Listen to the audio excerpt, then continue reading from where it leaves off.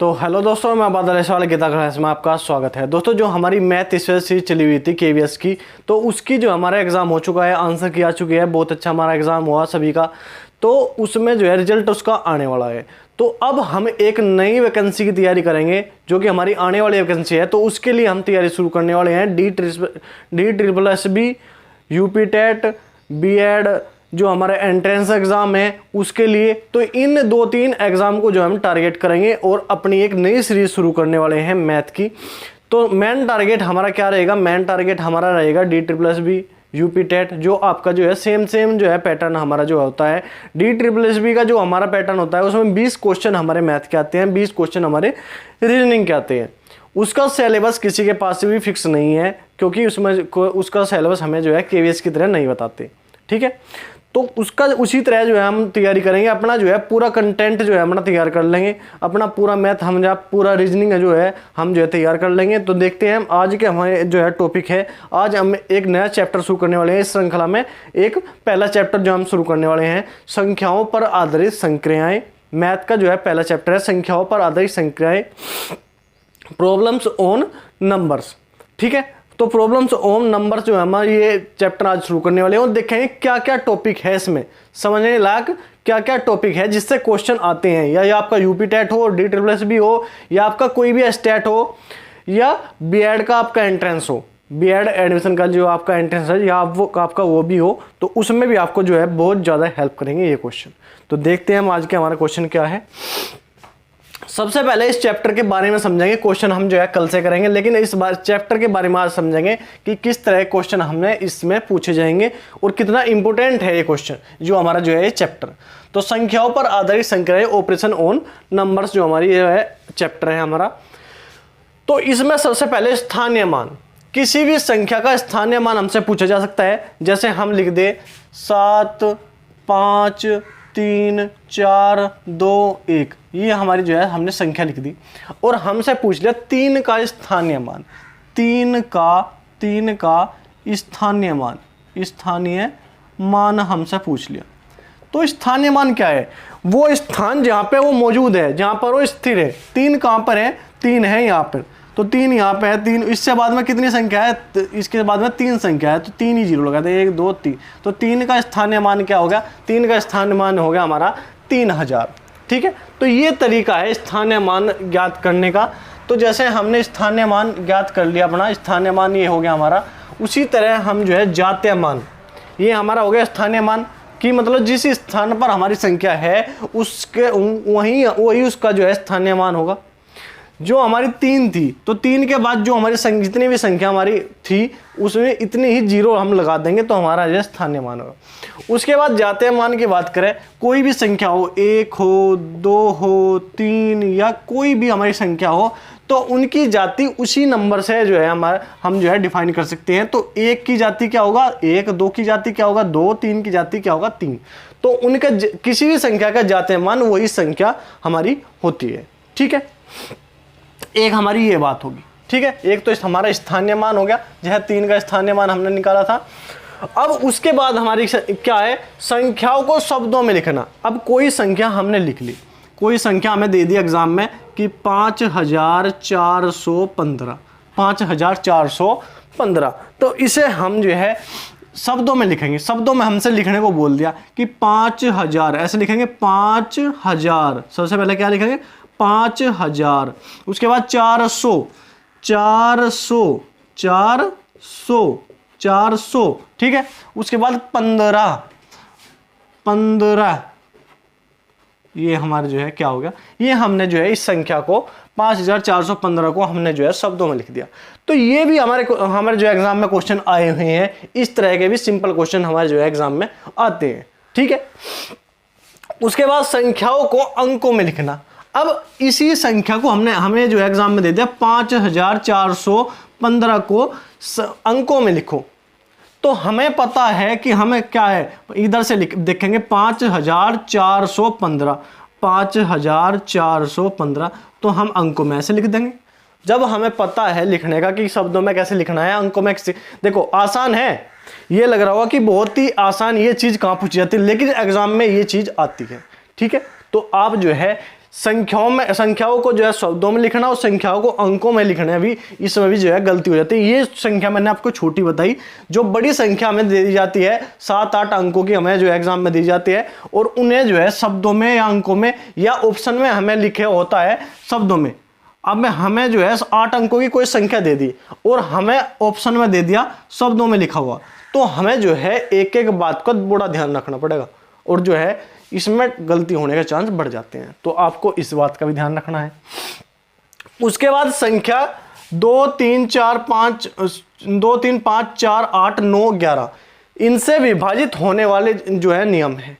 कोई संख्या 2 से कैसे विभाजित होती है, कोई संख्या 2 से विभाजित हो सकती है या नहीं हो सकती, 3 से विभाजित हो सकती है या नहीं हो सकती, तो इनके कुछ नियम हैं। इनके क्या नियम है?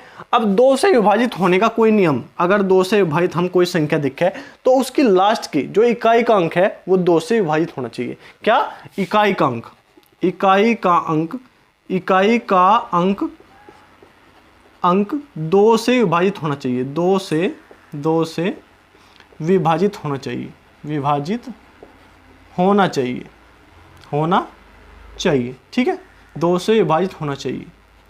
अब यही बात है 3 की, देखो 3 से विभाजित, तो 3 के विभाजित संख्या के अंकों का योग, संख्या के अंकों का योग, संख्या के अंकों का योग 3 से विभाजित होना चाहिए, 3 से विभाजित होना चाहिए, होना चाहिए, ठीक है। अंकों जो हमारी 3 से विभाजित होने का क्या नियम है? संख्या जो हमारी है 2, 4, 6 ऐसे लिखी हुई है, तो उनके अंकों का अगर योग करें तो वो योग जो है 3 से कटना चाहिए। तो अगर वो योग 3 से कटता है तो हमारी जो है संख्या 3 से विभाजित हो जाएगी पूरी, ठीक है। अब 4 की बात करें तो 4 देखो, 4 से इसके इकाई और दहाई, इकाई और दहाई, इकाई और दहाई के अंक 4 से कटने चाहिए, 4 से अंक 4 से विभाजित होने चाहिए, 4 से विभाजित होने चाहिए, 4 से विभाजित होने चाहिए, 4 से विभाजित होने चाहिए, या इकाई या तो इकाई और दहाई के अंक जो है हमारे 4 से विभाजित होने चाहिए, या इकाई और दहाई के अंकों के स्थान पर क्या होने चाहिए? डबल जीरो होनी चाहिए, ठीक है। अब 5 से विभाजित होने का, अब देखो 8 से देख लो, 8 से विभाजित होने का, 8 से तो इकाई, दहाई और सैकड़ा, इकाई दहाई और सैकड़ा, सैकड़ा के अंक 8 से विभाजित होने चाहिए, 8 से विभाजित होने चाहिए,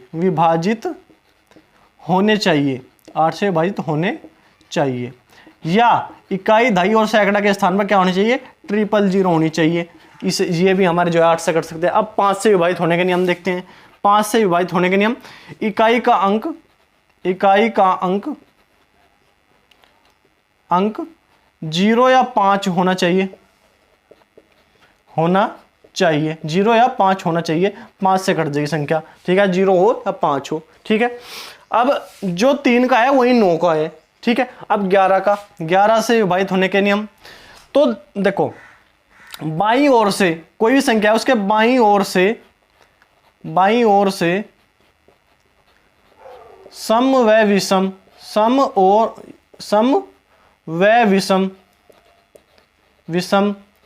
अंकों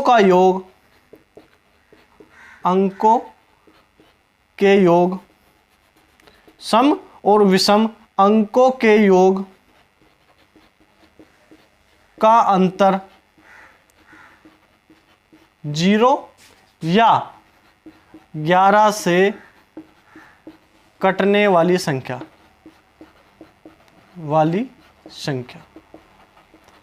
सम या विषम। देखो इसे समझो, इसे मैं समझाऊंगा, देखो कैसे।